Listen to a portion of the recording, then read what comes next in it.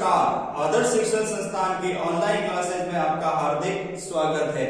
और हम क्लास 6 का इंग्लिश ग्रामर का लेसन नंबर 15 पढ़ रहे हैं, जिसका नाम है पास्ट इंडेफिनाइट टेंस। इससे पहले वाले वीडियो में हमने पढ़ा था पास्ट कंटिन्यूअस टेंस। उसके जैसे हमने सोचा था कि पास्ट कंटिन्यूअस टेंस की इंग्लिश में पहचान होती है वॉज और वर, उसके साथ वर्ब की मेन वर्ब की फर्स्ट फॉर्म प्लस आईएनजी लगता है, और हिंदी वाक्य में उसके पहले पीछे रहा था, रही थी या रहे थे आते हैं। और उसमें हमने 3 प्रकार के सेंटेंस बनाने सीखे थे। फर्स्ट अफर्मेटिव, सेकंड नेगेटिव, और फिर हमने सीखे थे इंट्रोगेटिव। इंट्रोगेटिव सेंटेंस वो जिसके माध्यम से हम हमारे सामने वाले से कोई भी क्वेश्चन पूछते हैं। अब इसी आगे ग्रामर की कड़ी में हम पढ़ रहे हैं past indefinite tense. Past indefinite tense यानी इसको एक पास्ट सिंपल टेंस भी बोलते हैं या बोलते हैं भूतकाल का शुरुआती टेंस है। तो इसमें हिंदी वाक्य जो होते हैं, हिंदी वाक्यों की पहचान क्या होती है?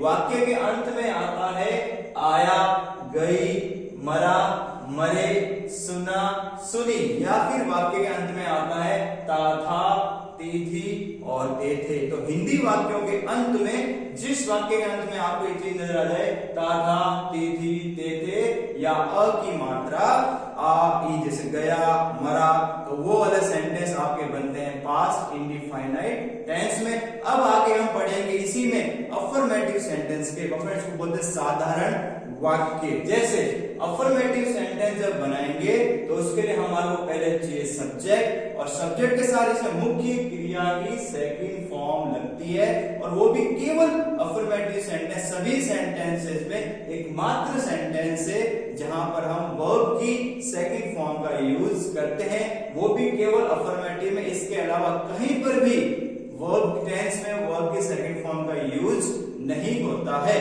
वो भी केवल पास्ट इंडेफिनिट के अफर्मेटिव सेंटेंस में ही होता है। तो पहले आएगा सब्जेक्ट। सब्जेक्ट या तो नाउन होता है या होता है प्रोनाउन, फिर वर्ब की सेकंड फॉर्म, और फिर आएगा आपके ऑब्जेक्ट। से हिंदी वाक्यों में मैंने कहा राम ने रावण को मारा, जैसा कि मैंने कहा कि पीछे इसके मारा, पढ़ाया, ऐसे वाले वाक्य वो हमेशा पास्ट इंडेफिनिट बनते हैं। तो राम ने रावण को मारा यानी कि रावण को किसने मारा? राम ने। तो राम के द्वारा जो काम किया जाए क्रिया, उसे हम कहते हैं वर्ब। तो राम ने मारा है किसको? रावण को। तो राम अपना सब्जेक्ट, तो पहले आ गया राम, और मारने को बोलते हैं किल। किल की सेकंड फॉर्म होती है किल्ड। तो राम किल रावण, राम ने रावण को मारा। फिर सेकंड सेंटेंस तुमने मुझको पढ़ाया। तुमने क्या काम किया? पढ़ाया। किसको? मुझको। तो जो काम कर रहा है वो हमारा सब्जेक्ट, तो यू, और पढ़ाया को मतलब वर्ब की फर्स्ट फॉर्म होती है टीच, और टीच की सेकंड फॉर्म बन जाती है टॉट। तो यू टॉट मी, तुमने मुझको पढ़ाया। अब उसके बाद बारी आती है नेगेटिव सेंटेंस। नेगेटिव यानी कि नकारात्मक वाक्य। तो वाक्य में हमें ध्यान रखना है, अफर्मेटिव बनाएंगे तो पहले सब्जेक्ट, फिर जो वर्ब दी है वर्ब की सेकंड फॉर्म, फिर आएगा ऑब्जेक्ट। अब नेगेटिव में क्या होगा? नेगेटिव में पहले आएगा सब्जेक्ट, फिर आएगी हेल्पिंग वर्ब डिड। इसमें क्या आएगी? डिड, और डिड आपको पता होना चाहिए डिड डू की सेकंड फॉर्म होती है, जैसे कि डू, डिड और डन।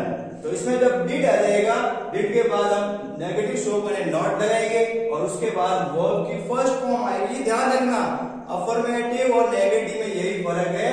अफर्मेटिव में आपके हेल्पिंग वर्ब नहीं आती है, केवल वर्ब की सेकंड फॉर्म आएगी, और नेगेटिव में जब हेल्पिंग वर्ब आएगी उसके साथ नॉट आएगा, और फिर आपको केवल वर्ब की फर्स्ट फॉर्म का ही यूज करना है। और उसके बाद आपके आ जाएगा ऑब्जेक्ट। जैसे उसने दरवाजा नहीं खोला है। दरवाजा किसने नहीं खोला? उसने। तो वो हो गया सब्जेक्ट। तो शी, फिर आएगा डिड, नॉट, और खोलने को बोलते हैं ओपन, तो वर्ब की first form open. She did not open the door. दरवाजा यानी होगा द डोर। तो ध्यान रखना है कि पहले आएगा सब्जेक्ट, फिर आएगी डिड हेल्पिंग वर्ब, फिर आएगा नॉट, और फिर आएगी वर्ब की फर्स्ट फॉर्म। डिड के साथ वर्ब की हमें फर्स्ट फॉर्म का ही यूज करना है। सेकंड फॉर्म केवल और केवल अफर्मेटिव में ही यूज होगी।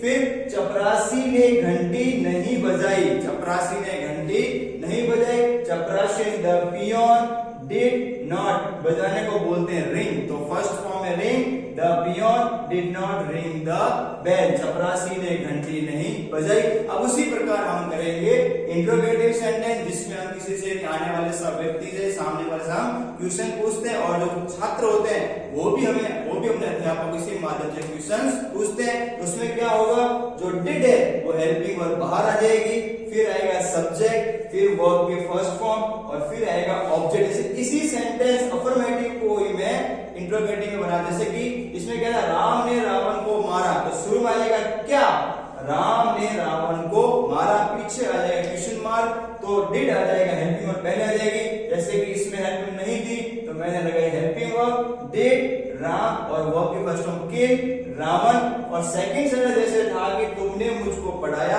उसी का मैंने कर दिया क्या, तुमने मुझको पढ़ाया, तो हेल्पिंग वर्ब डिड, फिर यू टीच मी, क्या तुमने मुझको पढ़ाया। अगर मैं यही बोलूं कि आपको इंट्रोगेटिव सेंटेंस को नेगेटिव बनाना हो तो हम क्या करेंगे, आपको ये ध्यान रखना है नेगेटिव का फॉर्मूला, पहले आएगा सब्जेक्ट, फिर आएगा डिड, फिर नॉट, और फिर वर्ब फर्स्ट फॉर्म, फिर आएगा ऑब्जेक्ट। इसी को यदि मैं बनाता हूं नेगेटिव में तो क्या आ जाएगा, पहले आ जाएगा सब्जेक्ट राम, फिर आ जाएगा डिड, राम डिड, फिर आएगा not kill Ravan, did Ram, Ram did not kill Ravan, Ram ने रावण को नहीं मारा। तो आज की वीडियो में हमने पढ़ा पास्ट इंडिफाइनाइट टेंस के बारे में, और हमने ये पता लगाया कि सेंटेंस कैसे बनते हैं, और केवल अफर्मेटिव ही इसका एकमात्र सेंटेंस है जहां पर वर्ब की सेकंड फॉर्म यूज करते हैं, बाकी हेल्पिंग और डिड के साथ वर्ब की फर्स्ट फॉर्म हम यूज करते हैं। आगे वाले के वीडियो तक धन्यवाद।